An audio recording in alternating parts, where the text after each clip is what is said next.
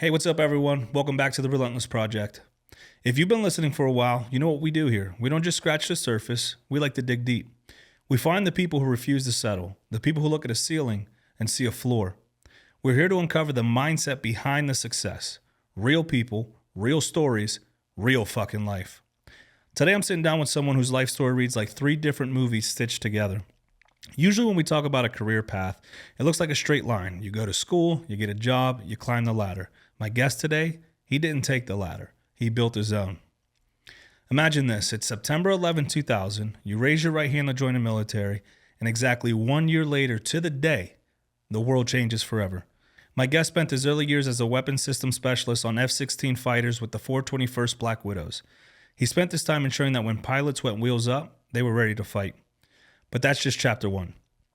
When the uniform came off, he didn't just settle into a quiet civilian job. He headed west to California. He went from the flight line to the casting line, landing roles on shows like Shameless, Criminal Minds, and Revenge. But while he was chasing the Hollywood dream and bartending at an old Irish pub in Seal Beach, he was quietly working on something else in the background. He was reaching back to his roots, back to the feeling of opening a care package in a combat zone, and back to a family tradition. He was testing recipes. He was using his bar patrons as guinea pigs for what would eventually become a national brand.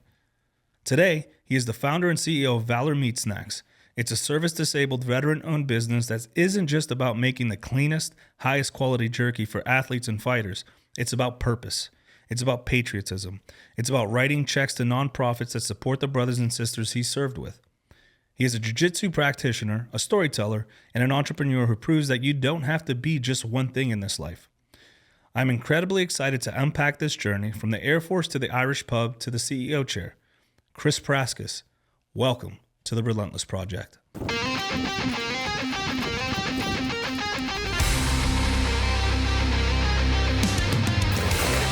are now tuning in to the Relentless Project.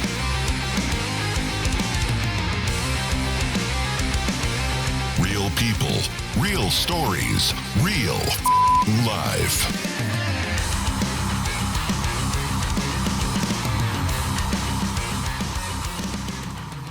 How was that? That was good. You nailed it all. I try. So I'm trying to lean more into my journalistic, because unfortunately I was having, like we spoke before we were going, I spoke to Milton with Jiu Jitsu Dummies, shout out, and he was telling me like a podcast is technically media. Yeah. And I was like, well, I don't like to be involved in that, right? I like having conversations with people, but essentially it's media. So what is media? Journalism. What is journalism? Just a little more research. So I want to dive into kind of getting to know my guests a little more, a little deeper. Because it's doing you a disservice if I don't do that and we just sit here and I just ask you questions. So I appreciate you for coming on. For those of you who don't know, this is the one with Chris Prascus, CEO and founder of Valor Meat Snacks. He's found Jiu Jitsu, veteran. Yes. Yeah. There's so much we can talk about, but tell us a little bit more about your early life. One thing I like to do is kind of get to know a little bit of the guest. Sure. Kind of let the audience. Why are we listening to this? Why should we listen to this guy? Who is Chris? Yeah. So how was your grow? Where'd you grow up? So I'm originally from Maryland. Actually, I was born in Baltimore. Birthday's St. Patrick's Day. But, that writes itself. Yeah. I moved around quite a bit. My grandfather was right off the boat. He fled from Lithuania during World War II. My father was born in Germany, and they came over here and worked hard. My grandmother was a seamstress. My grandfather was a chemist for Westinghouse, I believe, and they believed in hard work. And I felt like that instilled in me because they were, everything was clean in my grandmother's house, and they loved Maryland crabs. They always were. I mean, that's a staple for Apparently me. It's a big thing down there. Yeah. But I grew up in and around Baltimore, and you know, I knew I was graduating high school 2000, and I saw there was a lot of my friends that were going nowhere fast. They were getting into trouble, drugs and whatnot, and I wanted something more. I wanted to get out of that area. I knew I wanted to head west originally, but it's originally where I'm from, and I have older twin sisters that are both teachers. And having twin sisters is Same school? Yes. The switcheroos I'd be pulling on that. Oh yeah. Well, they were same school, and they graduated right before I got into high school, so I was glad to. But some of my friends knew them, so I was like, all right, I'm glad. What was the drawing to the West Coast? You said you were drawn to that early on. Other than that's where you're originally from, or was there something else calling you? No, originally. I mean, my gosh, my childhood. I had a good close friend that was his biological father was living in California, and he'd always go out there to visit his dad, and they're like, oh yeah, there's palm trees, and that's where you can surf and skate, and that's where movies are made. And I was like, everything seems so cool out there. I love the West Coast. Yeah. But there's a little, are you LA? Obviously, you've been to LA. Oh, yeah. Yeah. I always, before going to LA, I always wanted to go to LA. Yeah. And everyone's like, well, LA's not what you think it is. And I'm like, oh, I've seen the movies. And then you go to LA and you realize everyone's talking about everything right outside of LA. Yeah. Yeah. But. Yeah, and the Hollywood Walk of Fame smells like piss. You got everyone trying to sell their mixtapes to you while you're just looking at the stars on the ground. Yeah. Good time. It's times. Cool. I definitely think people should visit it. And after you do, you're like, don't need to do that Don't need to do that again. Till your name or my name's on the board. Yeah, that's right. That's right. Absolutely. So, kind of a blue collar family. Absolutely. Did you have any through and through of your family members in the service before you made the decision? Oh my God, yeah. So I kind of come from a long lineage. My father was in the Air Force. My uncle was in the Air Force. My other uncle was in the Army. My grandfather was a bombardier in World War II. And that's kind of, we'll get into that later. He kind of, helped me with work ethic, I think. And that kind of still rings true with me today. But and again, getting my friends and stuff, I was like, I need to do something with my life. And this being around Baltimore and around Ellicott City and Howard County, and it just was going nowhere fast. But yes, to answer your question, it was like my uncles, my father, my grandfather, they all served. Okay. So, yeah. So would you say that was a big driving factor into hey, I don't know what to do. Yeah. Let me go this way. Yeah. I think I had a really heart-to-heart talk. I was getting into a little trouble myself. And my one uncle who was in the Air Force, he was a medic, and he served in the Gulf War. And he came over and he's like, what are you doing? I mean, what are you doing? And you're going to go down this path. You're going to regret it. You don't want to go into community college. Try the Air Force. And it was just kind of like, after talking to him, you know what? You're absolutely right. I think that I need to get out of here. I need to do something with my life. And that's where I started my path. I was like, okay, I'm going to sign up. I'm going to enlist. So, I mean, I was fresh out of high school, and I wanted to do something, make myself proud, but also that I knew that looking at all of my uncles and my father before me, I was like, well, they did it. I think I can do this too. And I think I should, honestly. There's almost like a pressure to go, hey. Yeah, below the surface, I definitely think there was something there. I was just like, I think I should do something, that's honorable, because I was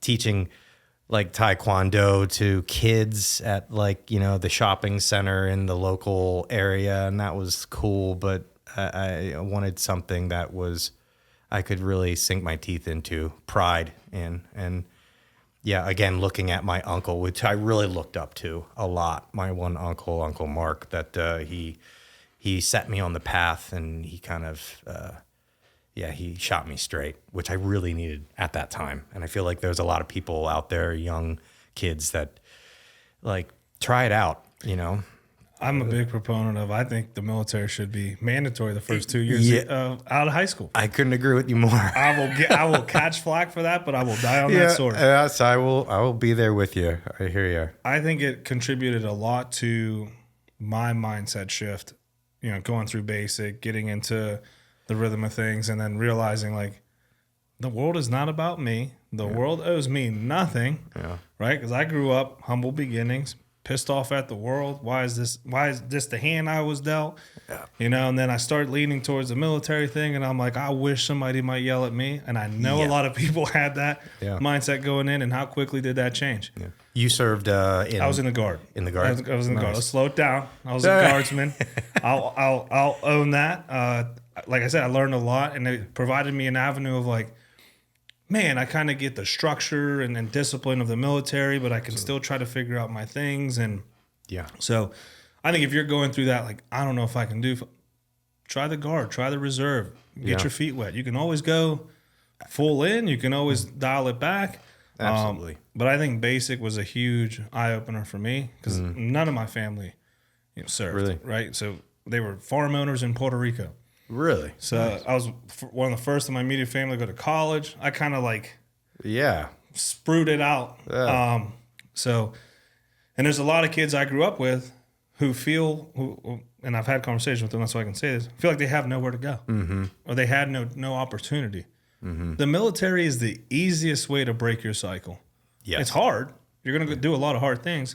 Yeah. But it's the easiest way to break your cycle. You go in, keep your head straight, and they will teach you every single thing you need to know. Yeah. Yes, absolutely. I couldn't agree with you more. And this isn't a recruitment video. No, this is not. This is not. I think we're drinking the same Kool-Aid. I couldn't agree with you more. It's essentially set up the foundation for your entrepreneurship, would you say? Yes. Yeah. I pay a lot of that thinking back. Now I'm 43 years old, looking back on it. That run until you have blisters, until you can't, and run some more. And then run some more. Yeah. And then do it again, rinse and repeat. It's one thing to be, I'm feeling inspired. I want to be inspired, but that's great for a day. But when you see routine, let me see that routine over and over again. That routine is what actually gets you to that next level, I feel like.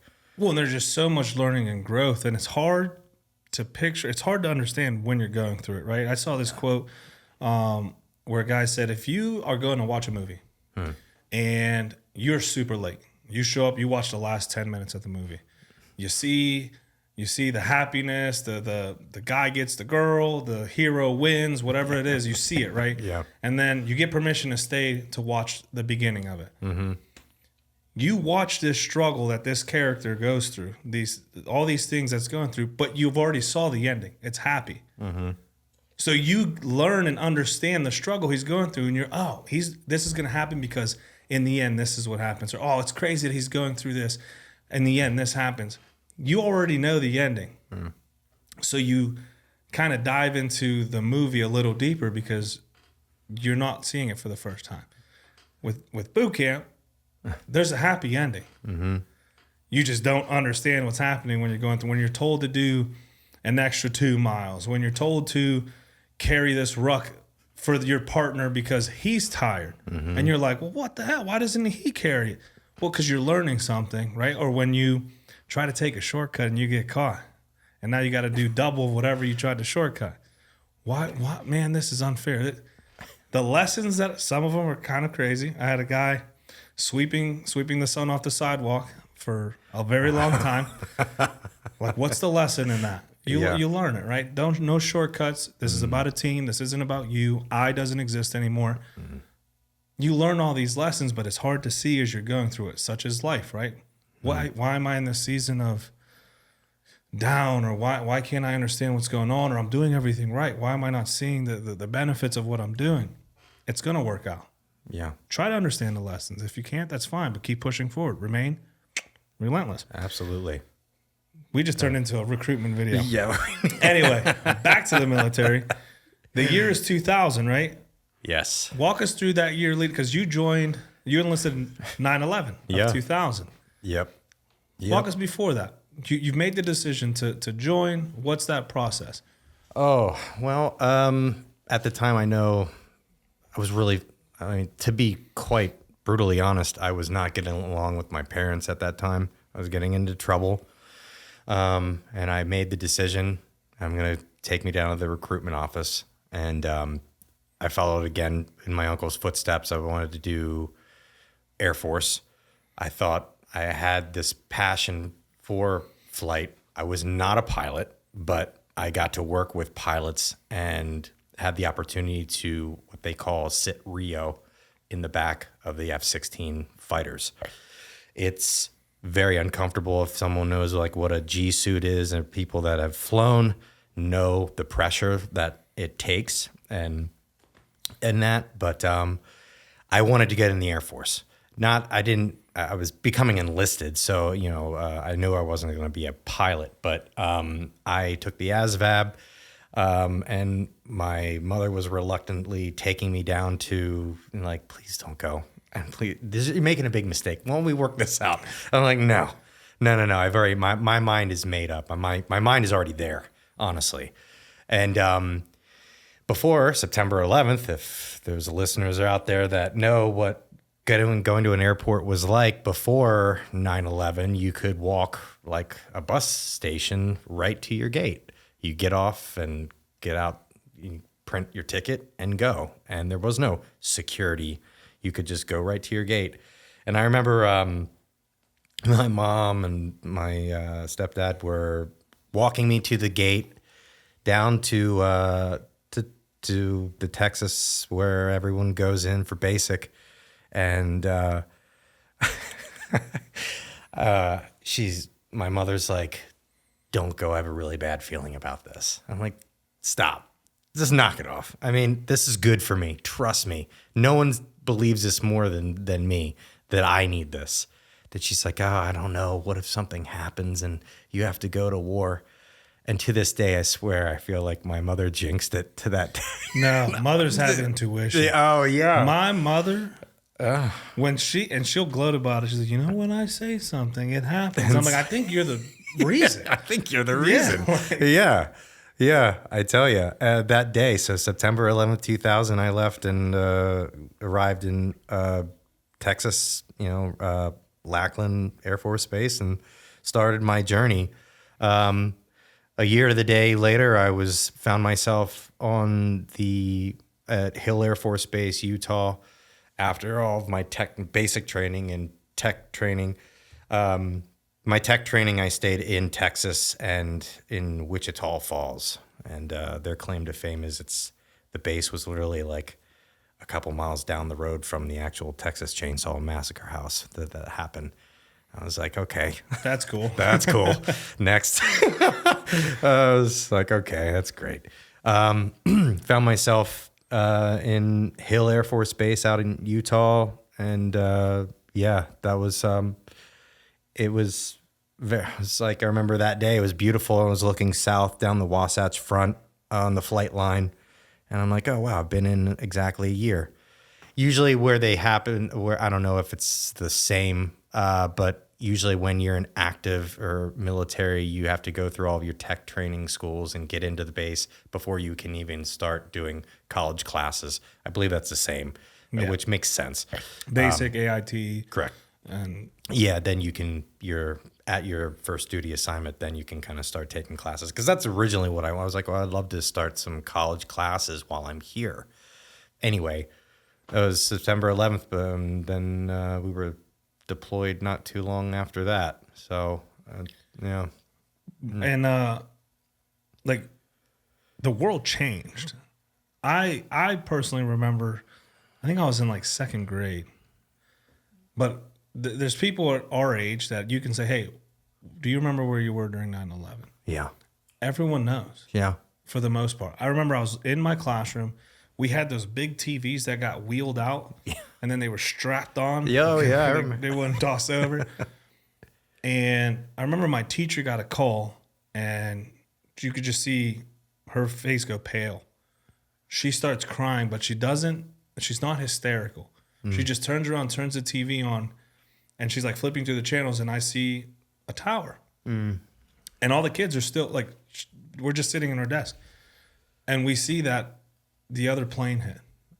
And I remember thinking, like, what movie is this? Because we would watch a lot of movies in second grade, right? I'm like, oh, what movie is this? Yeah. And she just screams. And I remember the loudspeaker goes on, kids are getting released early. She's telling us all to go in the back. I don't know what that was for, but Yeah. I remember this kid was playing with Legos in the back and he did what he saw and she lost it on him. She lost it on this kid. Mind you, I'm a kid too. I'm in second grade. Yeah. But everyone knows, like for me in that moment, I was like, something's not right. And something's going to change in second grade. Yeah. And for you go from new recruit to like war mode. Yeah. How was that mindset shift? Because I can't imagine being in the military in that time. I'm sure you're being told like, hey, we're all a go. Yeah. Yeah, that was definitely like a ripple in time. I was like, that's what it kind of felt like. Kind of like that and kind of like COVID too. It was like a ripple in time. Yeah. And it was like, something's not right in the Matrix. Yeah, COVID felt kind of just like, yeah. like it didn't happen to me. Yeah. Like I'm thinking about it, I'm like, did that happen or was that just a bad dream? Yeah, right. We were grounded? Yeah. The whole world was grounded? Yeah. Yeah, it got real serious real quick. I remember I was pretty far with my crew out on the flight line checking jets that morning, and I see our tech sergeant supervisor flying up in the truck, and he's like, get the fuck inside, get in the hangar right now. And we go in, we're all running, and we turn on the TV, and then the red phone goes off. It's pretty much the commander of the base. It's pretty much like we're on full lockdown, ready the jets. And it got real quick. And I don't know. I got tinfoil hat sometimes about certain things. But I noticed that there were already 737s already on Hill Air Force Base is a large base. There is a private sector side and there's also an active duty side. And we'd co-mingle with some of the private side of the base. But I always noticed that there were, this is my conspiracy tinfoil hat coming out.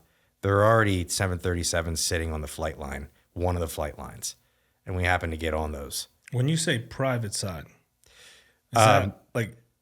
Yeah, there's like defense contractors and stuff. They are still like work with the military. Anybody that's been to Hill Air Force Base knows. I mean, my God, it has its own like golf course on this base. But they have like the actual active duty side. There's like 3 fighter squadrons there. And then on the opposite side, they have their own flight line. It's private sector where they work and study and stuff. Wow. Yeah. So we're not trying to get into tinfoil hat stuff. The study stuff. Yeah. FLIR and all that. I mean, this is early 2000s. Now I'm tracking. Yeah. So, we got the call and pretty much we armed the jets, and I was like, we're arming them for air to air. And that kind of scared the shit out of me because I was like, any and all commercial aircraft. I mean, this is all like old news now. Nothing that I'm telling you it's already been out there and common knowledge, but we were readying jets to probably take down commercial airlines. And that... Yeah, that's already been said. Yeah. So that to me that scared the shit out of me because I was just like, I mean, a 19-year-old kid at the time, but like thinking about that, I'm just like, we're going to do what? And they're like, with a straight face, get your crew assembled, get your stuff and go back out to the flight line. And that was that. And, yeah, that definitely ran chills down my spine trying to wrap my head around that. It was like a nice sunny day morning, and then this, and then we're on that happened. So it got real ugly real quick, I feel like.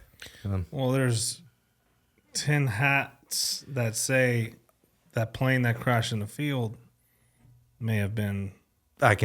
Yeah. I wasn't there. I was in second grade. Saying it, but don't say it. So you can't hold me for saying that. But For that just, matter, just even, things I've sure, even the read. one that hit the Pentagon. Yep, things I've heard, things I've read. Things I've heard. I don't know. Yep. All right. Yeah. So now that I'm canceled, let's talk about life in the 421st. Yeah. Yeah, me too. 421st. Yeah, I felt like I was because like, sorry to interrupt you, but like, yeah. you've always heard about the Black Widows. Yeah. So, you know, Yeah. talk to us about being able to work in that area, in that field, and Sure. around that. How was that, especially being young in the military? Yeah. That's one thing you mentioned before, like cutting corners and trying to get away from stuff or getting, like, well, I don't have to do this. I learned some tough lessons, but there are certain guys that I still am. I mean, I'm friends with them. We try to keep in contact, but there were guys, you make really good friends in the military and you learn a lot of tough lessons. I mean, 19, you're still a kid. Absolutely. And you're still, Absolutely. It's like, you're able to get a gun and fight for your country, but you are still learning quite a lot of things about how life really works. And, I mean, I was part of a crew. I'd sometimes like, well, why? Why do we have to do this? And like, well, you're going to learn why. Oh, so it was in your generation too. Oh, yeah. Not just mine. Okay. Yeah. Sure. Note that down. Yeah, absolutely. I wouldn't say I got in trouble, but, it was certain, not fisticuffs, but like I'd butt heads with my superior. Challenge. Yeah. Challenge. Yeah. That's a very good way of putting it. I was just like, okay. And then when I got up and, or had a little bit of rank and then looking down at new people that came to the base and I'm like, man, I just remember that and learning the hard way. But, it was a lot of long hours. I mean, it's especially when you're active and after September 11th, we were, working longer shifts and, we work with live munitions. As a matter of fact, the Winter Olympic Games were in Utah and they were all around the Utah Salt Lake area. And we were doing air support for them. They didn't see the fighters, but we were actively patrolling.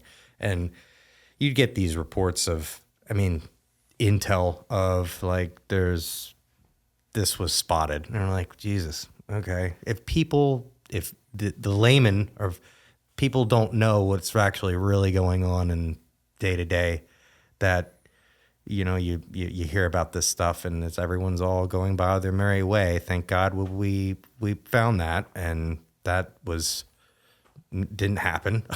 And so I learned a lot of important lessons, I think, being in especially that fighter squadron. There were the pilots were, when we were actually, this is not even being deployed yet, when we were still stateside. The fighter pilots knew their shit and they'd go up every single day. And they worked just as hard up in the air as we did up and out, making sure that the jets were secure and ready to go. That is one thing that's always intrigued me. I watch a lot of the TikTok, and they've been like pilots have been posting a lot more of their personal stuff on there, which is crazy to me. But there was a kid I knew, and it's many years now after, but when I knew, he was very young, got into the Air Force. He was in school to become an officer and all that stuff. And like now he's posting videos of himself in these, like he's actually a pilot in a jet. And like I've just recently found him again, but I started going through his videos, and I guess they had to start in like engineless like planes that were pulled, and then they would come up so they could control them, stuff like that. I don't know. Yeah. But it's just a lot of, like, that stuff's so cool to me to be able to, and I didn't realize what it involved to be a pilot, right? Like, you have to be in top shape because of the G-forces and the pressures, and you can't pass out when you're when operating on what's an average jet cost? Oh, a couple millions, millions of dollars. Millions of dollars. Yeah. So yeah, I don't know what got me on that, but your job, it was high pressure, zero error, right? Like you had no margin for error in what you're doing. Yeah. And I think that translates a lot to what you do now. But I'll let you talk about that. Like how did that type of work that you did in the military translate to you not only starting a business, but running a business and maintaining it? I think there's a couple things I can to that. Well, one, the work ethic. I think anything in that military, that relentless, do it, execute. I am more goal driven, do it until the job is done, and trust yourself. I think, and if you don't know something, ask someone that does. And I feel like, I don't know about this. I'm not an accountant. Let's go find an accountant. Who do you know that knows about accounting? Well, I don't know. Well, Steve. Well, let's ask Steve. And then just branch out. Know and use, honestly, the people, your crew around you, and be like, well, go from there. And honestly, that, and I feel like, mainly the work ethic, like being focus driven, leading from the front. And, honestly, if you put your everything into like whatever business, or, I think that you're standing by it firm, hold and whole. I feel like true, I believe it in this product that, you should lead from the front. Always. I think that was that, and like working until you feel like the job is done, and you can't slack off in the Air Force military or whatever, until the job or the operation or whatever is completed. And I think that definitely still rings true for me to this day. I think that that definitely plays a big part in my day-to-day. When I wake up, my eyes like pop open and I'm ready to go. And that's like what you have to do. That's what you have, very goal oriented. And I think that's very good. And what they like tasks that you have to get done that day, that definitely the work ethic is true. Second, I would say, I could have done anything but beef jerky being deployed. And I probably, if we can get into this now, I will say, if you're lucky enough to receive a care package being deployed, it meant the most to us, to me, and even more so if it had beef jerky in that care package. It's honestly, you could use it as a currency over there. I was about to say, that's currency. Yeah. I knew that it meant the most to me because plenty of times, I'd miss, we were over there, 4th of July, holidays, birthdays, people were growing up and you're over there and wherever. And if you were lucky enough to receive something from home, it meant the most to us. And I always had that kind of aha moment that I wanted it to just mean something, especially when it transitioning from and into Valor. I wanted it to stand for something. I don't want it to just be another Joe Blow, Joe Blow jerky. Joe Blow jerky, exactly. Like, oh, that's nice. You can see it at whatever gas station. I wanted it to actually mean something, and it's and stand for something. So when I'm dead and gone, hopefully this brand, this concept, this idea lives on and goes on beyond for me. So. Yeah. And we'll get into that, but I do have to say, yeah, I'm not getting paid for this, but damn, it's good, man. When I had your samples at 247, oh yeah, I'm like, I got to buy a bag. Right on. Then man. I get lost in the hustle and bustle of fight night. I'm interviewing all the fighters. Yeah. And then I hit up, everyone's gone and I'm at Hunter and we're like, they're doing last call for the staff.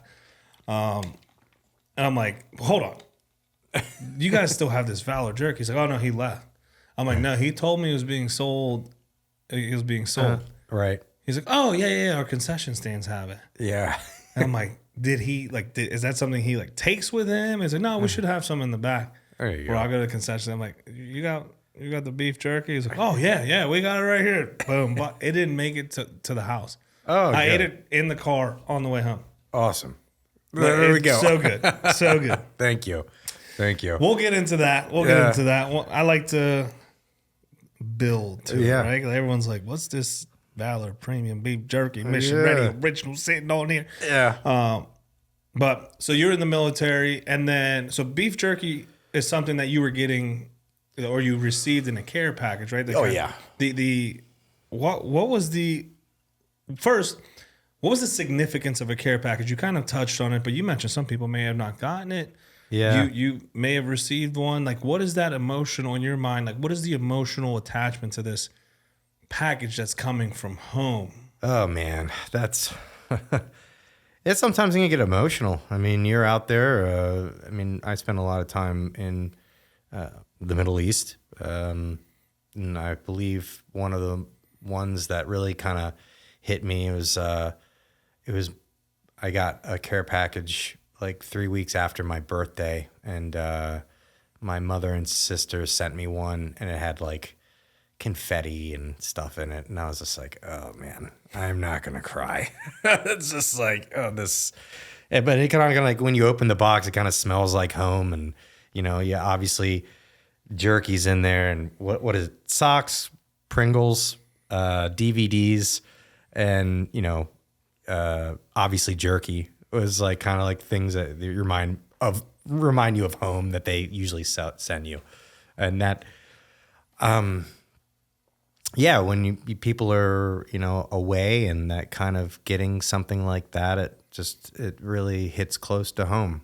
And it is home. It is home. It is home, right? Right. Like they took the put time. this in there. They took the time, put the confetti in there, things that you may need. Yeah. Like, I don't know. The older I get, the more important socks and underwear become to me. Yeah. I'm just like, this is good stuff. When I was a kid, you get socks. You're like, what is this? You hate me. Yeah. But like now I'm like, socks? Dope. Yeah. Design on a sock? Cool. That's right. But yeah, it's essentially they've taken this time and thought and they're thinking of you, and then and it's funny you mentioned the 3 weeks later, because it's who knows when it was sent out. I'm sure it was sent out day before day of your birthday, but obviously logistics in the Middle East. But you get this and it kind of reminds you back, right? Like you're like, oh, it's my birthday, and then 3 weeks later you're like, oh, it's my birthday again. Yeah. That's cool. Absolutely. And then so you did your time. What was the motivating factor for you to now transition outside of military? How was the transition for what me? was the motivating factor, right? Did you retire military? Sorry, I guess I should have asked that first. That's a good question. No, I knew, I'd been over there and seen enough stuff, and at that time I was getting close to 22, 23 years old, and I was like, you know what? I think I've seen enough. I think I want to get out and live my life. I want to do something. Did your time? Yeah. And so absolutely. You and that's 4 or 5 years. That's a lifetime for the military. Yeah. I mean, some people, God bless them, the people that stay in and make a life career out of it. I mean, I tip my hat to all those people that do that, and thank God they're here. Absolutely. You know, I guess it hit, you know, joining the time that I did, and most of the rest of my enlistment, the time that I was enlisted, I was deployed. Most of it, I was like, you know what? I think I'm good. I think I want to definitely look and see what else is out there. I think, you know, the moment that kind of hit me was I can't remember where we were, but we were taking on a couple, some people were shooting at us, and there was They tried to go yeah. We were getting shot Yeah, at. we were getting shot at. Tracer rounds were coming over and whizzing over our head, and At I'm least like, you can see them coming. yeah, correct. I was like, oh, that's nice. They're trying to kill us. And look, How thoughtful. Yeah, how thoughtful. Now, I mean, I wish I had a crazy, you know, like a Green Beret story, but I wasn't, you know, a special operator or anything like that. And those guys, God bless those guys that do that, like Evan Hafner, that he tells crazy stories on podcasts and whatnot. But I saw enough, and when that kind of sunk in for me, to witness that, and people trying to like shoot your head off, I was like, okay, I'm gonna live for me. No, well, I do It's appreciate your service, and it's not about the Green Berets, right? They do awesome things, but Oh yeah, one thing the military would teach you is every single position is vital. Yeah, With you know, without your position, fighter jets don't get to do too much. Yeah, not They so can much. fly very fast, I guess. Yeah. But every position is vital, and I tip my hat off to all the men and women who do join and do serve and do any amount of time, right? Because any amount of time is honorable. Yeah. So Were you deployed? no, I was with the Guard. Well, we had a deployment, and it was a snowstorm on 90. No, I make a joke of that, but no deployments. I was only in a couple years, and then ran into some things. Okay. And I was given an opportunity to leave, and I took it. So I don't talk about it too much because I didn't do anything. I joined. You and still then serve, man. I mean, hey, I trained. I trained with the Guard. that's right. Hey, But I tip my hat off to everyone who has gone in and done things, because there's a big percentage of the population who would never even try. yeah. You know, and you know, I grew up growing up with some of these people who healthy, physically healthy, emotionally healthy. You're just stuck in a rough spot. It's like, go join. Yeah. It'll change your life. Nah, and it's just like Yeah. why? If you're telling me you have nothing else, there's nothing for you here. Mm-hmm. You get paid to travel. I mean, you don't get to pick where you go, but you get paid to travel. You get free coaching, free training, free mentoring. Yeah. It's all the stuff the business folk talk about. Absolutely. It's just Yeah. for a different purpose. Yeah. You get to meet different people, and absolutely of different parts of the world, and you get to absolutely right. There's back. this guy. I'm on a CERT team with this guy, and I had no idea about him. I've heard about him. I won't say his name out of respect. I don't know if he wants to be out there or not, but I'm assisting his department with translation because I speak Spanish. Okay. And I sit at his desk. Okay. I'm like, oh, this is so and so's desk. I've gone to get to know him more, and a cool dude. And I see berets and a Purple Heart. I'm like, oh, whose Purple Heart is this? I'm thinking it's like his dad's or something. Like, those are his. Oh, wow. Whose berets are these? Those are also his. Wow. And I'm like, y'all let me talk as much shit to him that I do, and you didn't tell me about any of this?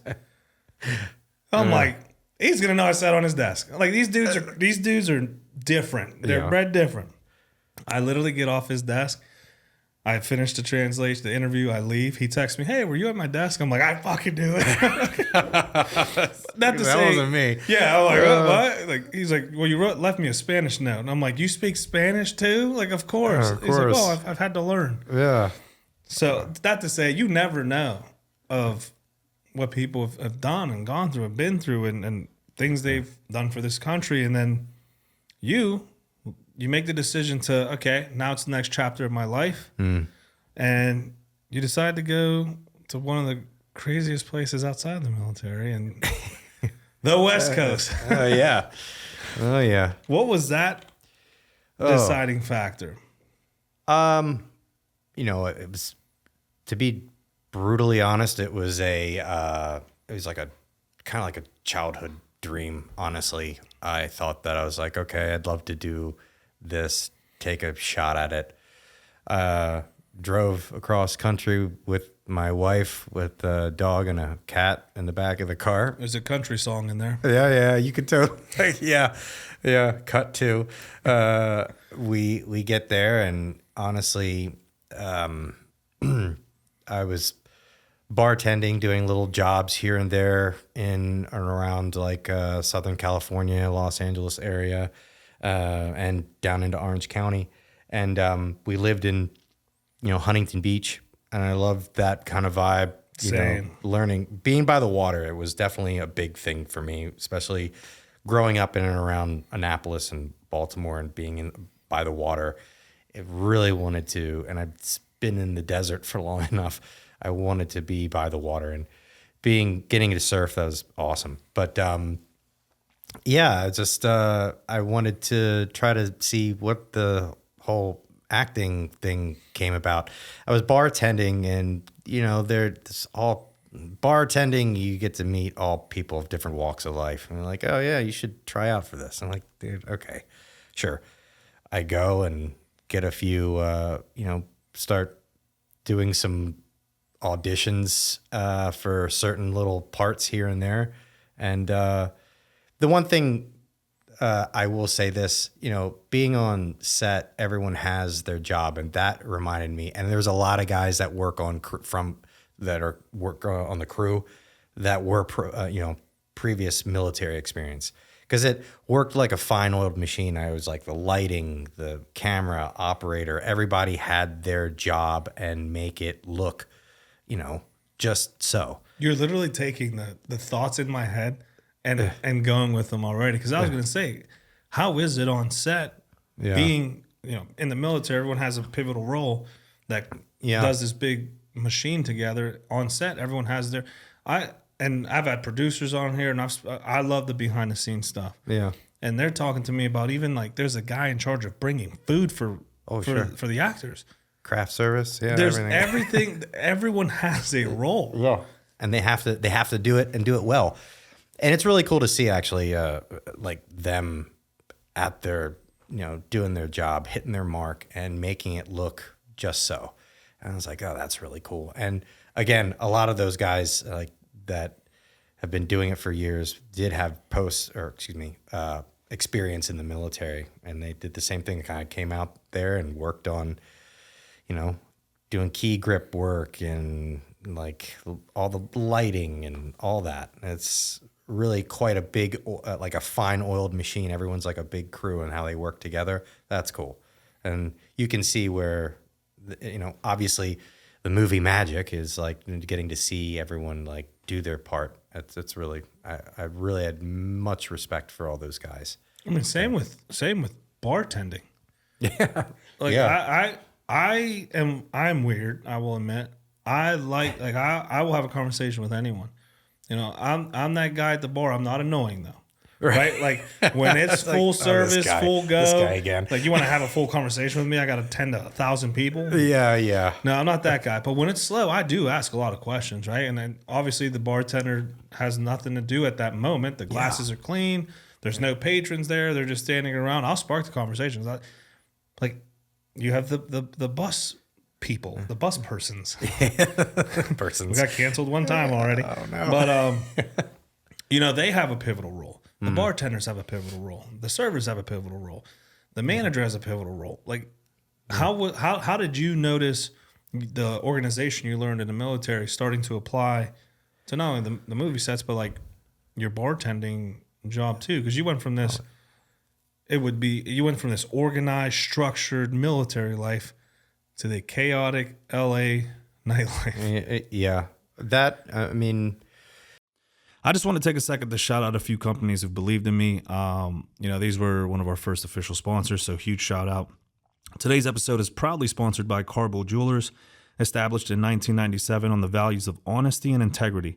Whether you're searching for the perfect piece, need expert repair services, visit Carbo Jewelers in Newark's Ironbound District, where your jewelry is always in safe hands.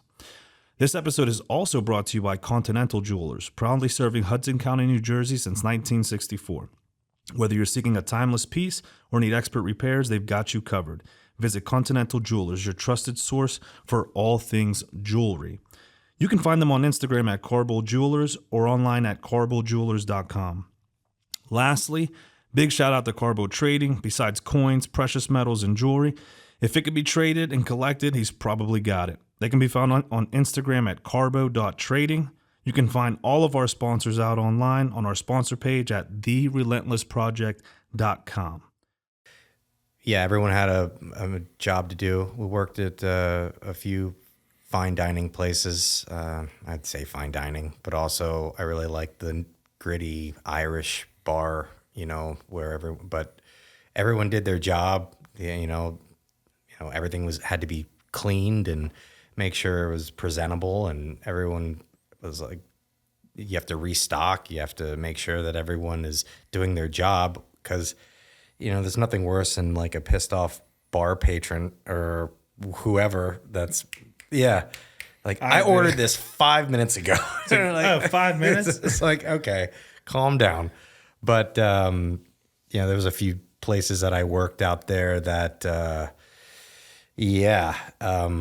some of the people that would come in and sit at the bar would just expect this certain level of service. And that kind of helped me being in the military. It's making sure like my bar was spotless and making sure everything was clean and, and knowing what kind of drinks and getting to talk with being able to talk with different people and learn and ask questions. I think that was definitely key because, being I want to say a people person, but I think it definitely helps, honestly, to,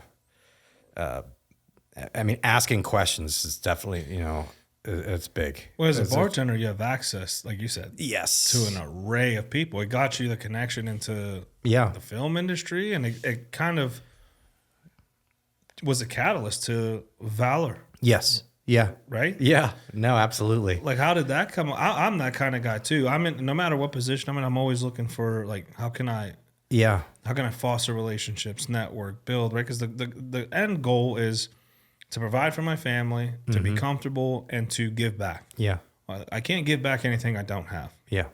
So obviously growing things are a priority. Yeah. But as a bartender, it's easy to go in, do your job, and leave. Yeah. But you were taking the time to talk to people, learn. Yeah. So how was that experience for you, and how did Valor kind of come to be? It's an idea you had, but now you're cultivating it. Sure. Yeah.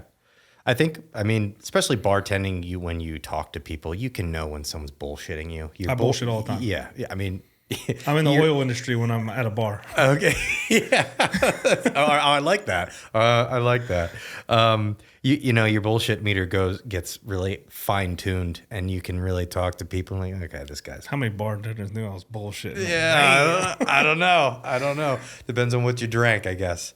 But no, that and getting to meet a lot of people. Yeah. I was actually starting to like mess with the jerky recipes in back, late nights, like Wednesdays or Tuesday nights in the middle of the week, we'd be open until 2 and there won't be a soul in there. I'd sometimes be in back cooking, like smoking. Allegedly. Batches of jerky and trying different ones out. I was using kind of like, I was like, I think I'm going to do this, but shout to, family recipes. I started like, my uncle Paul, helped me. We were like messing with different recipes, in our kitchen. And, I'd bring them into the bar and I'd serve them in a big glass cookie jar by the beer taps. And someone would come in like, oh, I like this kind of spicy or this or that. And I'd be like, all right, try this. And then give it to him with a Bloody Mary or give it to him with a beer. And getting to, hear, honest, drunk and sober, like feedback was great. You're essentially beta testing your recipes. Yeah. That is genius. Yeah. And there's definitely, people like, and that's the one thing, learning what the customer wants. That's the one thing. And not even a customer, but like what people want. And I was like, okay, don't put that spice in in that recipe. So what was some of that brutal feedback from like, this is too spicy. This tastes like shit. You should stick to bartending, kid. I was like, noted. And I go, okay. Or this is too dry, or this is cut too thin. I was experimenting with a lot of different spices. Some of the spices that I learned about, like being around the world in the military. I was like, oh, I want to kind of like bring that home. Like it's like a big craze now. It's so funny now seeing it on the market is black garlic. That was like been used in Europe and European countries for years before us. Never even heard of it. Yeah. Now I know. Is that an ingredient of yours? Or was? Can't tell you. Can't tell you. It will be in a different flavor, actually. I can respect that. I can respect that. Yeah. No, that's genius. That is genius. You're essentially getting immediate feedback, right? You sell a bag. Yep. You don't know how it hits. You don't know how it lands unless someone decides to go, because I went to school for marketing. Yeah. So one of my marketing professors actually said, if you value marketing, actual marketing, not just sales, but actual marketing, always provide the survey. If someone gives you a survey, always do it. Good, bad, indifferent. Always do it because you're helping this person. Ultimately, the goal of marketing is to make things better, right? That we want to push the best product, the best service to better serve people. So always be that person to provide feedback, whether it's good, bad, or indifferent, because you're allowing this company to better their product or service. Absolutely. But unfortunately, the majority of people only provide a feedback if they're upset.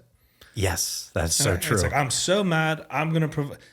This server took 5 minutes to give, or this bartender gave me 5 minutes to give me a drink. And then you know what? Didn't give me a lime with my tequila. Oh, yeah. I'm upset. I'm going into, what's the? Yelp.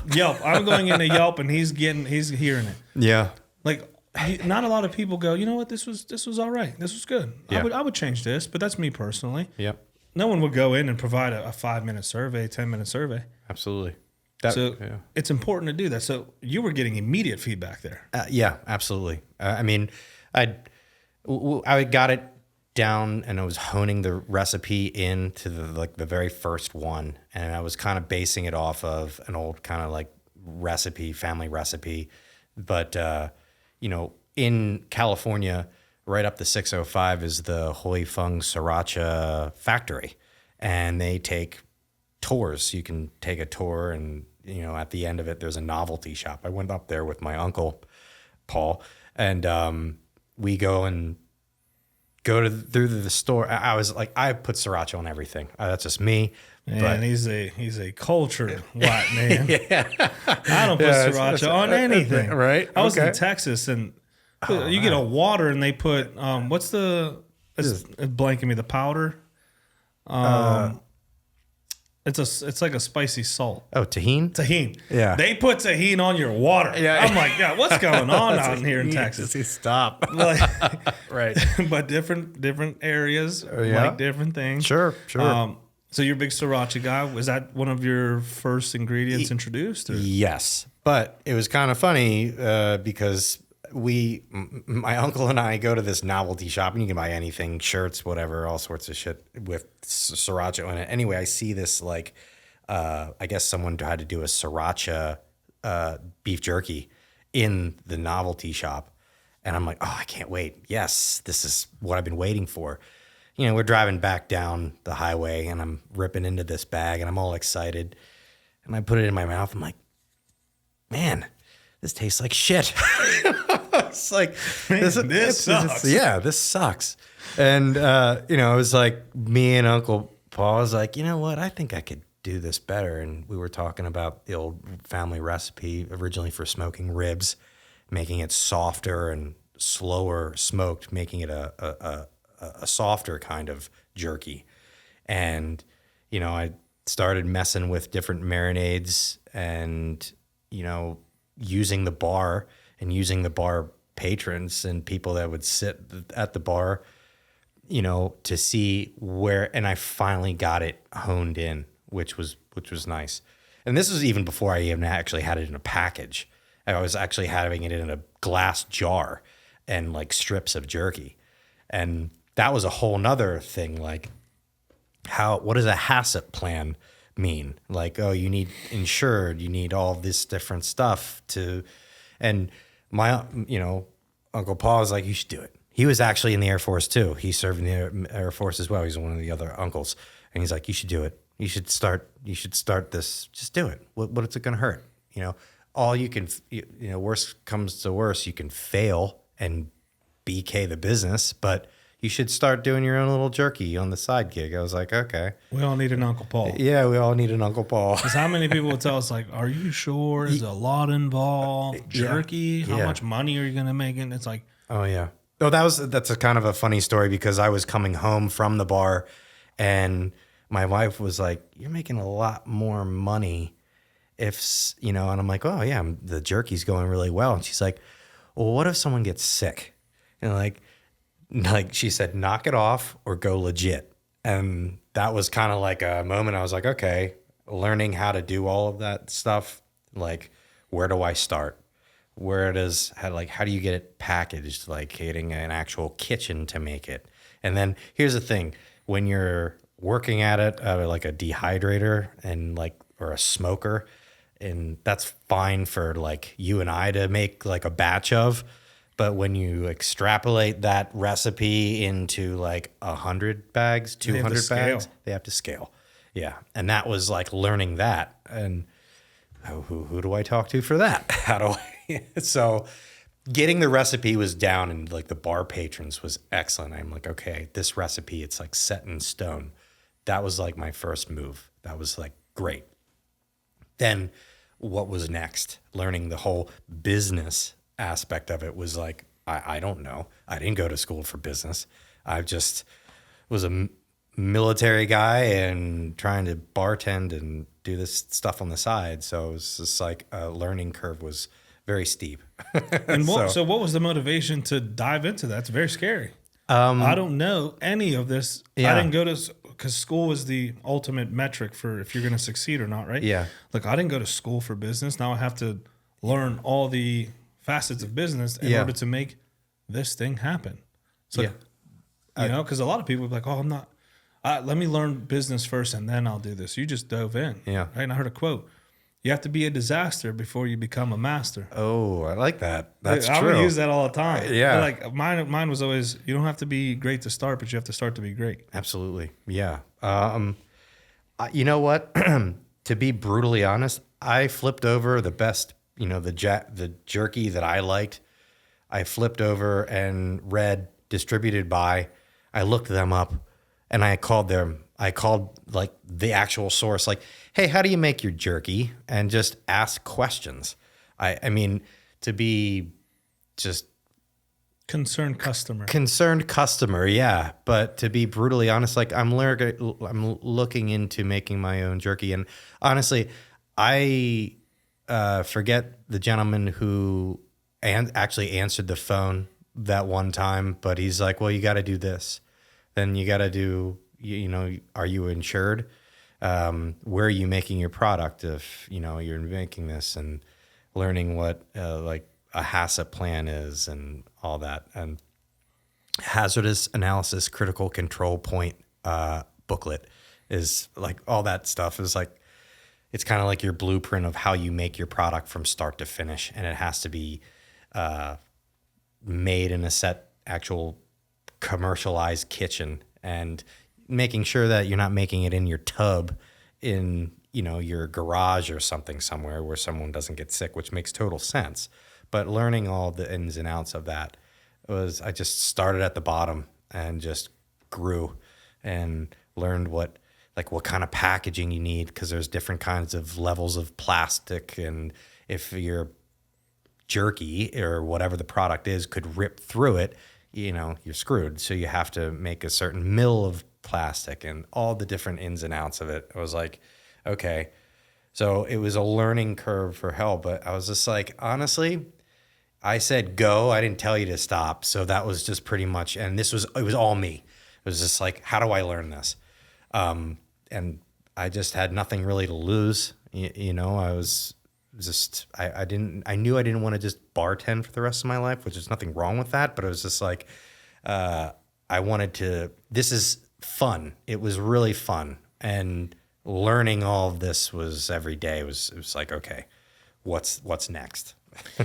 And I think that speaks to like the entrepreneur mind. Right? Yeah. Because you either have it or you don't. Doesn't mean you have to have a business, but you either have an entrepreneur mindset or you don't. And I think a lot of people do, and they'll never be able to enjoy that because they don't want to push forward, or they're scared, or they're hesitant. But that, there is so much fun. And even this podcast, I learned how to do the graphics, the video editing, then speaking with Milton with Jiu Jitsu dummies, he was like, oh, dude.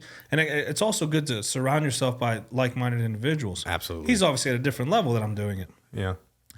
But he gave me all his information. This is what I do. This is what I do. I have this.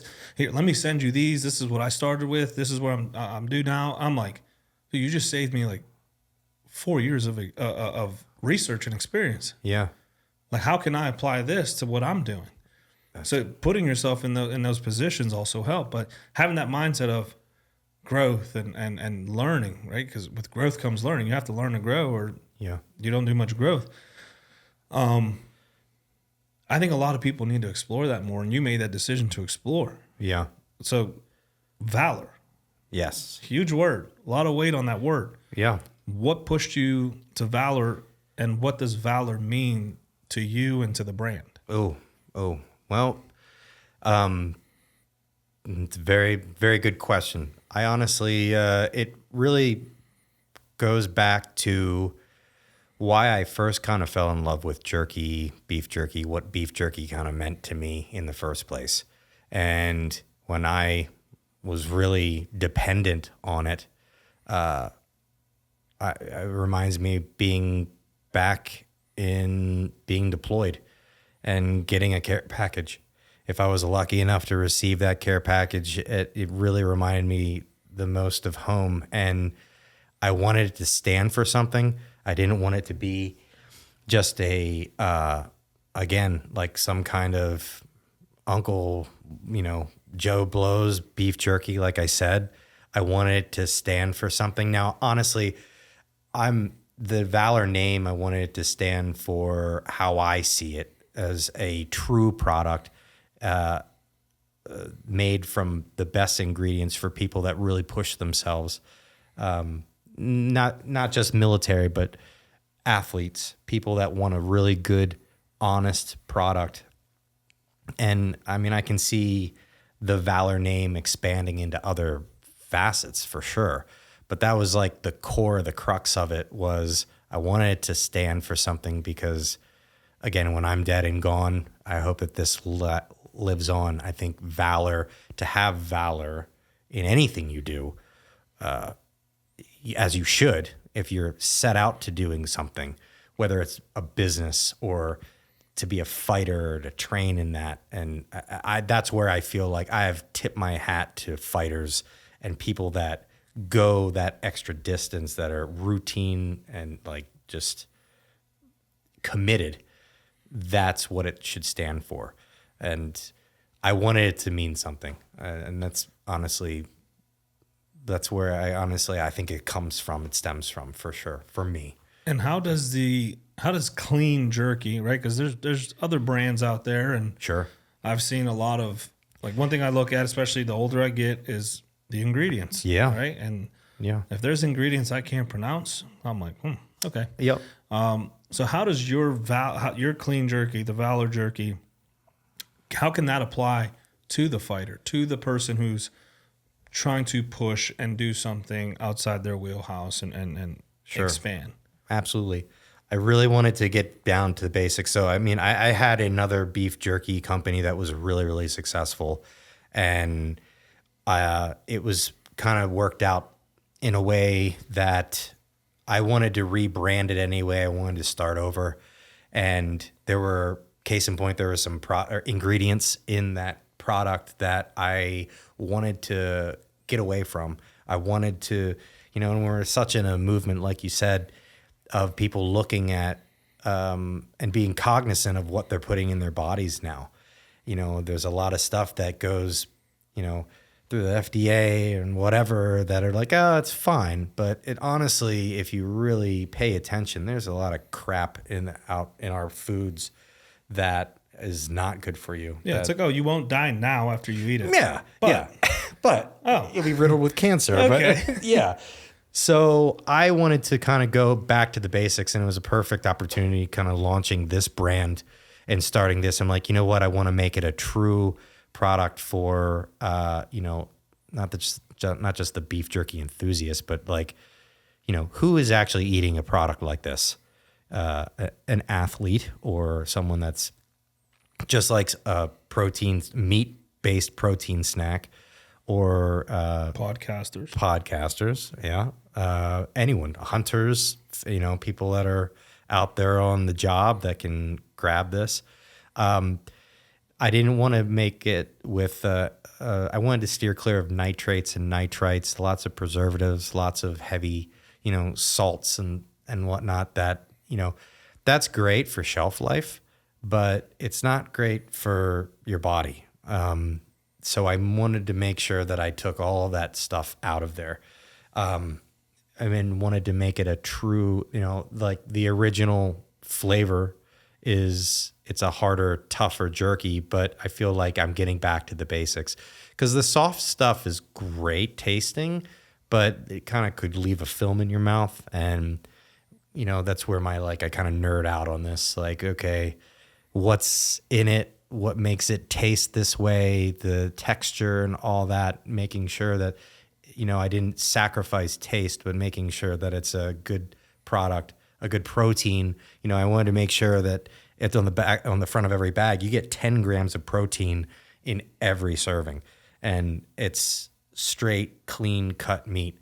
Making sure that I'm knowing where it's sourced is super important, and it's grass fed, and making sure that it's not being pumped full of antibiotics. And that's a big thing now with, the crazy, world that we're living in. It's like, oh, we're putting supposedly mRNA vaccines in our cattle. Well, why? So I'm not getting on my my soapbox, but it's just making sure that keeping the product clean and true, and that stands true to the name, Valor. Making sure that it's it's honest. Honest. Thank you. That's exactly right. No, I think I personally love jerky. I steer away from it because of all the stuff that's in it. But having yours, not only was it good, but I did read the ingredients, and I'm like, oh, okay, this would be a perfect snack. Because I'm always on the go. For people on the go, I'm on the job, law enforcement. Mm-hmm. I can't just sit down. Sometimes, yeah, but I'm always where do I go for quick, fast meals? The gas station or a quick shop where I can go and grab something and go. Yeah. I have not ran into a brand that I can order online. Well, that changed. But having something in my bag that I can dig into real quick if I need to is very important for me. Absolutely. And that's something that's hard to come by because there's not a lot of snacks that do that for me, that fill that void that I've been looking for. Yeah.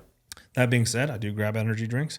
Sure. Which are very unhealthy for you, but it's faster than going in there, making the coffee, and that boom. So I just grab a can and go. Yeah. Being able to have something readily available, ready to go, and that's good for you in a sense, not, as opposed to the other things you can grab, right? Oh, yeah. Cops, donuts. No, I had to throw that in there. But this but also I'm all about doing more, going above and beyond. And this isn't just a brand or a label or jerky, right? Your goal is to give back. Yes. How does that apply to Valor and your goals for Valor? Absolutely. And first off, I don't think I got to tell you thank you for your service in law enforcement, because I appreciate that. Honestly, that's I know that a lot of guys may have served in military, but first responders, they see it on an every day-to-day basis, and I feel like that's probably more so that people suffer from PTSD or from on the job being. I mean, a first responder see a lot of shit that goes down on a day-to-day basis, and I want to thank you for your service. I appreciate that. No, absolutely. Yes. So what, and especially being a small business, it's hard to give back what you can, because literally every penny counts.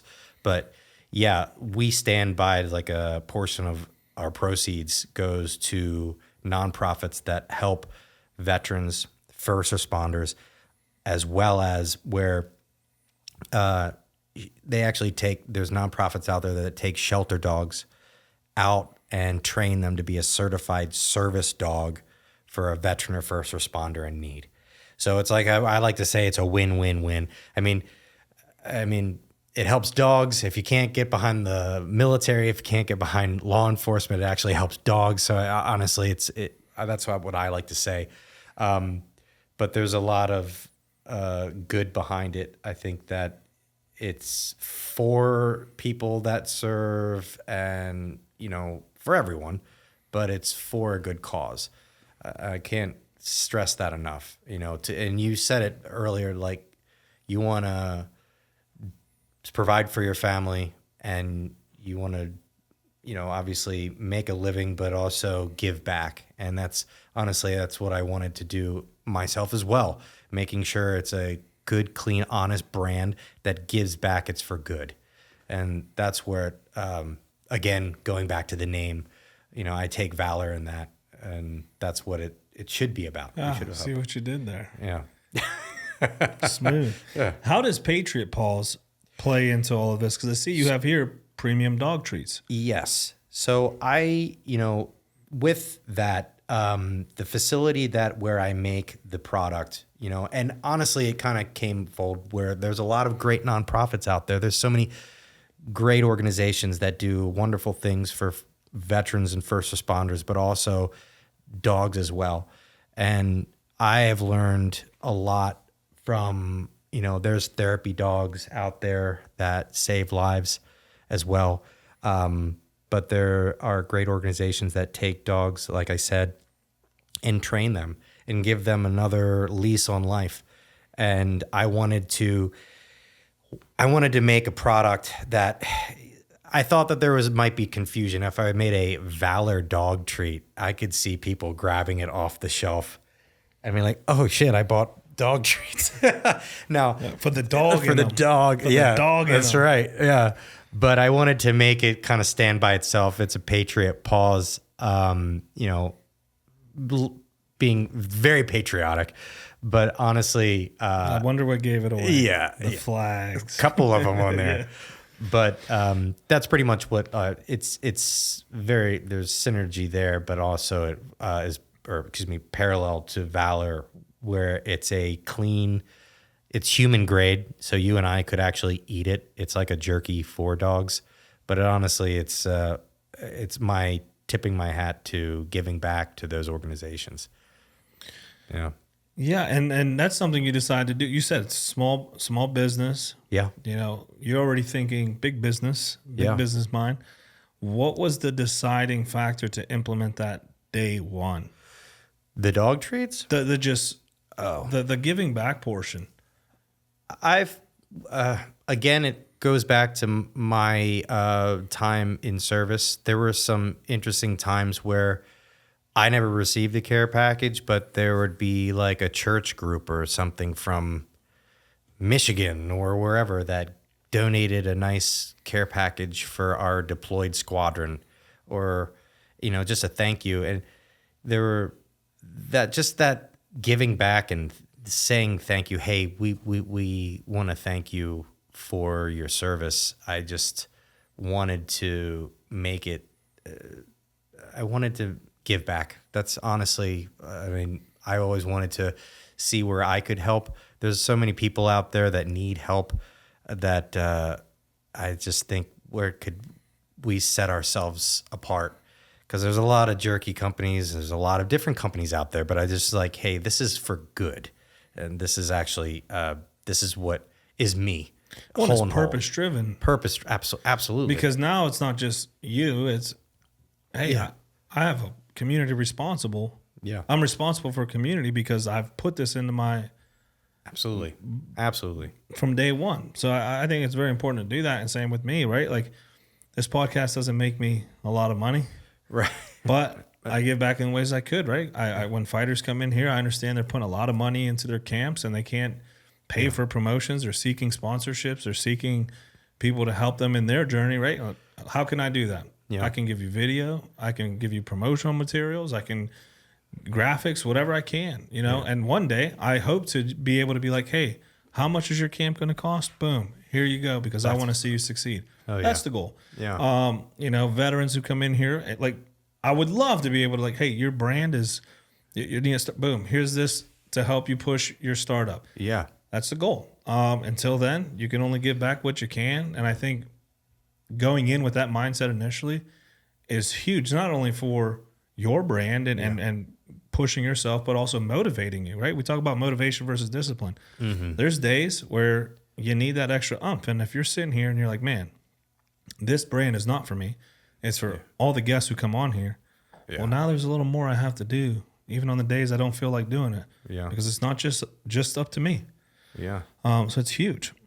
One thing I love to talk, I want to talk about, especially because I think it ties into a lot of the stuff you do in your mindset, is finding jiu-jitsu. Oh yeah, man. Like that's oh man, another jiu-jitsu conversation. Yeah. Well, I hear you're a fighter as well, or I used to. Now I just train. I train jiu-jitsu. I do striking, some MMA when I can. Nice. I try to help some of the fighters. I'm 230 at 5'6", very odd body. So if you can dominate me, you can probably dominate your weight class, I'm assuming. Right. But yeah, I love jiu-jitsu. I train jiu-jitsu. It's something I think everyone should get into, whether you want to be a fighter or you're a teacher or a mom or a lawyer or an account, whatever it is you do. Yeah. The struggle you ensue in jiu-jitsu applies to everyday life. Yeah. How did you come across jiu-jitsu? I have to shout out to the Veteran Bushido Brotherhood. It's a nonprofit organization. They got me into it. They actually help veterans find a gym. And the guy who runs it, Jarek, is good dude. Oh, so you know Jarek? I know of Jarek. We've exchanged some conversation about him coming on the show and stuff. It's just he's a busy guy. I'm a busy guy. I'd love to pick his brain. Yeah, absolutely. He was like, oh, he caught wind of what I was making beef jerky with the other company originally, and he was like, you should come in and train. You should do it. And he's kind of one of those guys where it's just like, you can excuse yourself 6 ways to Sunday. Don't bullshit. Just get in there. And honestly, the nonprofit, they pay for 3 months of training to find a gym. I mean, it doesn't have to be just jiu-jitsu, but they are linked closely with High Ground Jiu-Jitsu in here in Plum and out in Greensburg area. And I started. I'm still a white belt.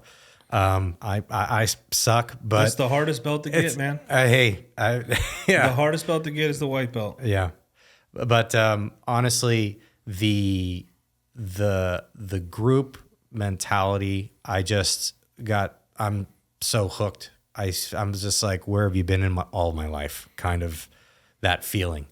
It honestly, to me, it makes me a better person, better husband, better father, brother, honestly, a better, business owner. I'm, leading from the front, but I I owe a lot to it already, and I haven't been doing it that long. But obviously, I love watching the fights, but it's something more to that. Actually, when you're out there on the mat getting strangled, and like, oh, that was good, and you always smack hands, and like that. You learn a lot.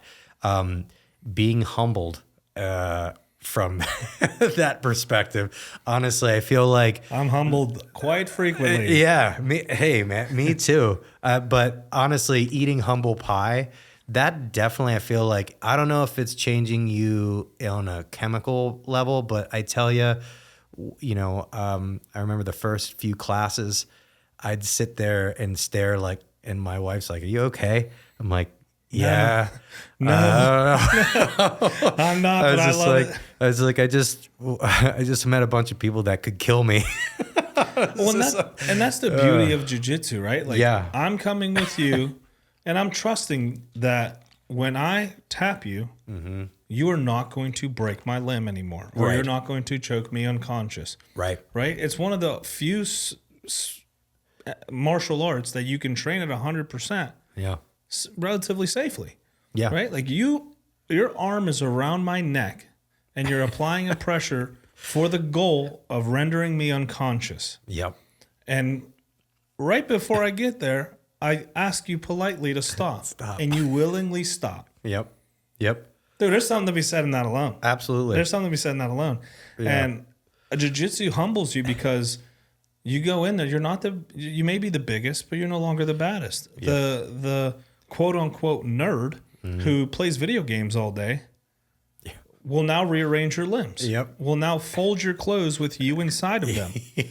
Yeah. There's something to be said about that. Absolutely. It changes how you approach people, how you view people. Yes. You're more respectful, right? And you're less likely to violence because, hey, on the mat, I experience a lot of violence. It's not fun. Yeah. It's fun after when you're like, oh, I'm good. I'm safe. Okay, that was fun. Yep. But it approaches how you change things. And, in business, you have to be the boss. You have to make decisions. Yeah. But when you get on the mats, Yes. you're not the boss anymore. Not the boss anymore. How No. does jiu-jitsu, you mentioned it, but how, because it's easy for me to talk to people about it who don't do it. And I always tell people, if you just try it, Just try it. you're gonna nerd out. Yeah. You're gonna nerd. It's one of those things. I've never introduced someone to jiu-jitsu who's tried it with a good intention and gone, it's nice, not for me. Yeah. Every single person has been like, wow. Dude. Yeah. And then they become nerds. Perfect example is my tattoo artist. Shout out Corey Speciale. All right. When I remember getting tattooed by him, and he's like, "Oh, you do jiu-jitsu? You lame? What, you hugging men?" Da, da, da, da, right? He's the biggest nerd now. He started jiu-jitsu, but I remember we were in a hotel in Vegas last year, and we're at CJI. Okay. And dude, I'm so proud because he's like, I can do this choke. Da, da, da. I'm like, I don't think that works on me. We're in the hotel room, and he's trying to choke me out, and like, motherfucker's getting really close. I'll never tell him that in person. Okay. And so hopefully he doesn't watch this because then his head, that ego thing, right? He's like getting ready to choke me out, and I'm like, I get out of it. I'm like, see, doesn't work. Yeah. I gotta keep him humble. Yeah. But like, I was so proud because I'm like, dude, there was a moment in time where you thought this was silly, Yeah. and now you're so invested. Yeah. And he's actually really good, but he's very humble. He's like, oh man, I suck, kind of like you. I'm only a white belt. What does that mean, dude? You're a white belt. You made the decision to start. Yeah. That's less than 1% of the world's population of any martial arts. I didn't think about Not that just like jiu-jitsu. that. Huh. That's why I say the hardest belt to get is the white belt, because the majority of people will never even start. Amen to that. I didn't even think about it like that. That's true. I think it just pays maybe to my personality and to a business owner. I like difficult things, and it being humbled. I think there's a good saying. I think it's on the back of some of the shirts from the organizations, like, through the struggle, you find family. And I've met some really great people, including you, through. I appreciate that. Absolutely. Through jiu-jitsu. Because if I hadn't learned about, Hunter and 247 and one of the guys just had a fight there from high ground at the last fight. I wouldn't have even gotten to be exposed to this awesome, all the people that are involved in it. And it's just a great sport. I mean, there's nothing wrong with like tennis or soccer or anything, but there's something to be said about this. It's like Jiu Jitsu. Yeah, So, you build camaraderie and a Absolutely. lot of team sports. And this is one where you're like, I like violence. Yep. And it's like the closest to violence I can get legally. Yeah. So it's like, it's fun for me. It's fun for me until I'm on the receiving end of You're the right. violence. And then I'm like, this sucks. Yeah. But you leave a little bit better, right? And, I was having a conversation with one of our coaches, Mike Wilkins. Okay. And I remember telling him, like, dude, like, I suck. Yeah. Like, dude, I've been a blue belt for 3 years. Like, I feel like I suck. And he's like, hold on, dude. When you walked in the first time, would you kick that dude's ass? Right. I'm like, oh, yeah. Oh, I'd whoop his ass. Like, he'd become a mop for this mat. Like, Yeah. and as soon as I said that, I was like, okay. All right, I see what you're doing. Okay, Yeah. I'm a better person overall. Better. Okay, got it. And he's like, no, we're gonna dive into that. Now I'm like, no, we don't need to. Next question. Yep. But it's true. When you're on the mat, you're not thinking about the bill you have to pay. You're not thinking about the issue with your wife or your husband because you're thinking about the task at hand. Someone is trying to render you unconscious or apply hurt to you. I need to deal with this now. Everything becomes relative, right? Absolutely. And then when you leave that environment, you're like, man, let me go speak to, I just did something very hard. Yeah. This conversation, although hard, it's not as hard. Yeah. Let's have the conversation, or let me figure out how I can make bills, like ends meet now. Like, Yeah. at the end of the day, I'm going to be alive, whether I pay the bill or not. Absolutely. So let me just figure out how to, everything starts to come into perspective. That's just my opinion. Yeah. No, I couldn't agree with you more. Absolutely. All right. I want to end, remember I told you we're doing new things. Yeah. We're doing new things. Yeah. I want to end with series of questions that hopefully the listeners and the viewers, hearing these, they can hopefully apply to their lives. Sure. So the name of the show is The Relentless Project. We've talked about the military, the Hollywood grind, business battles. When you hear the word relentless, what does it look like to you? What does relentless mean to you? Don't give up. Do not give up. Lead from the front. Be true to your word. Honestly, yeah. Don't be afraid to fail. Honestly, that's what comes to my mind when you say that. Yeah, failure is a learning curve. Yeah. That's all it is. You win or you learn. Failure, it's all about perspective, right? But depending on what you're trying to do, you're going to learn the most through failures. You're not going to learn through doing something for the first time and it just happens to work out, right? Like through the failures, I always tell people, if you were told you need to fail 5 times before you find the success in Valor meat snacks, you need to fail 5 times. How fast are you going to want to fail? Very fast. Immediately. Yeah, Let's get those 5 failures out of the way right now. Yeah.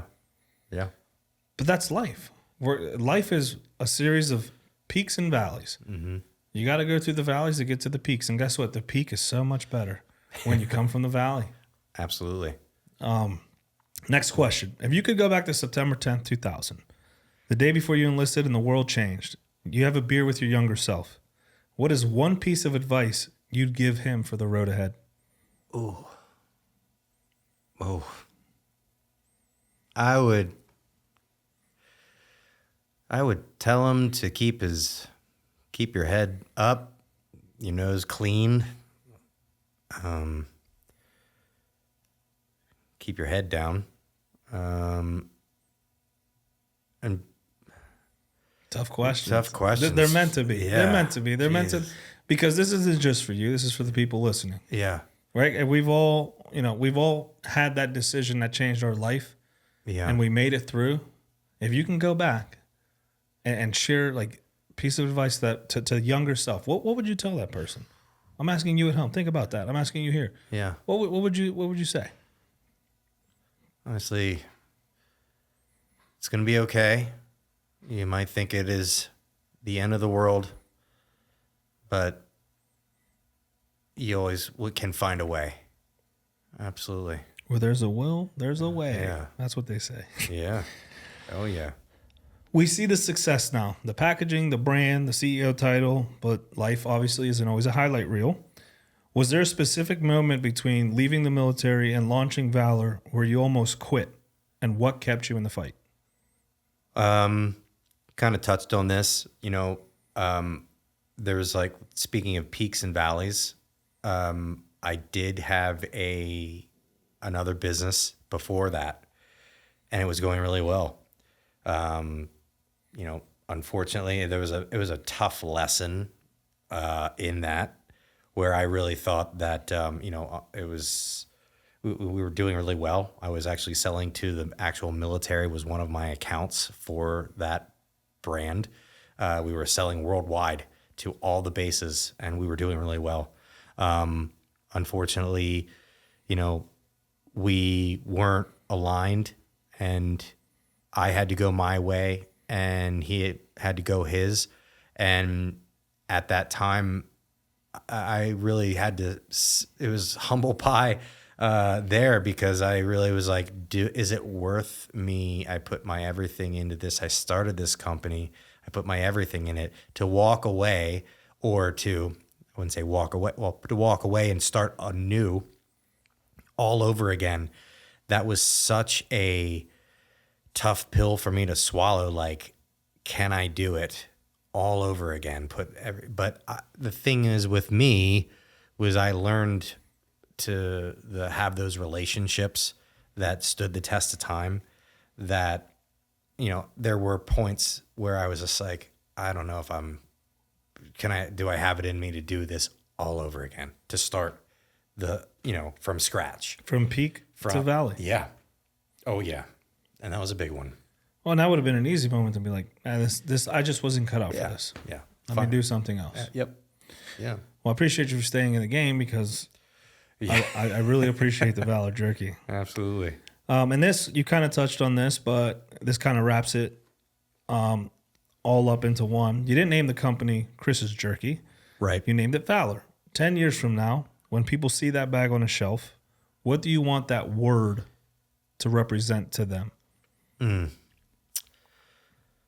A damn good product that they can feel good about, that it's going to treat them right, that whatever product it is, maybe it's not beef jerky at that point in 10 years. Maybe it's another product, but that they can feel good about, spending their hard-earned money on a product that is going to do right by them. Yep. Good. Now I'm going to peg this one the Relentless rapid fire round. Okay. I'm going to ask you a series of questions. All right. All right. Don't overthink it. The first thing that comes to your mind, Okay. you just go. All right. You ready? Okay. Favorite role you've ever booked? Got him on for question. I was in Body of Lies with Russell Crowe and Leonardo DiCaprio. Unfortunately, my scene got cut, but it was an awesome ass role. Well, it goes to show you, right? You didn't make it to the screen, but No, yeah. that's something that still Absolutely. you think about. Yep. What gets your heart rate up faster? A roll on the Jiu Jitsu mats or an F-16 taking off? Here, I would say rolling with someone in the gym. Definitely, that doesn't look like they're in the greatest mood. You're like, well, it's going to be interesting. Yeah, this is going to be interesting. Don't hurt me. You found spices from all over the world. What is one region or country or area that has the best spices? What's the place with the best spices, hands down? Oh, that is tough. Honestly, there are a lot of great, amazing spices in the Middle East, but I am quite biased. I feel like you mentioned tahini. There's a lot of, I like spice. There's a lot of peppers. I must see down here, I'm South America, Mexico, all of the different peppers and spices that they have for making things hot. I know. I'm gonna bias of that. I tried your one spice flavor, man. Yeah. I'm Puerto Rican. I'm Hispanic. Okay. I should not be affected like I was affected. I was like, but then someone else. I will caveat. Okay. Will was there. Yeah. And Okay. well, actually, he didn't take it well. He didn't take it well. There was someone he took it very bad. There was someone else they're like, this ain't that spicy. I'm like, dude, there's something wrong with you. Yeah. But I guess it's personal preference. Yes, that's true. If you're heading into a 2-hour roll session, which flavor of Valor are you eating? Ooh. I would have to do the OG, the Mission Ready original. That is it's clean. It tastes like steak. It's very, basic how jerky should taste. I love that. Yeah. Yeah, you don't want to take the spicy one in there. Yeah, Your no. partner might not be too Yeah. thrilled. Yeah. What is one thing you do every single morning that sets you up to win the day? I definitely love to run at least 5-6 miles. And I get grumpy if I don't get a roll in. Now I find myself, I have to get a class in. But I definitely will run every day. So Good for you, not for me. yeah. One word to describe the future of Valor Meat Snacks. One word. Can I say relentless? Yeah, of course. It's not. I'm not trying to steer you there or anything. No, that's good. I would say that's the best word you could have picked.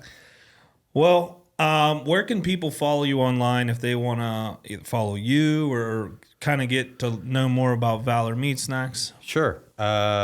Should be Valor Snacks on Instagram and on Facebook. Chris Prascus on Instagram and Facebook as well.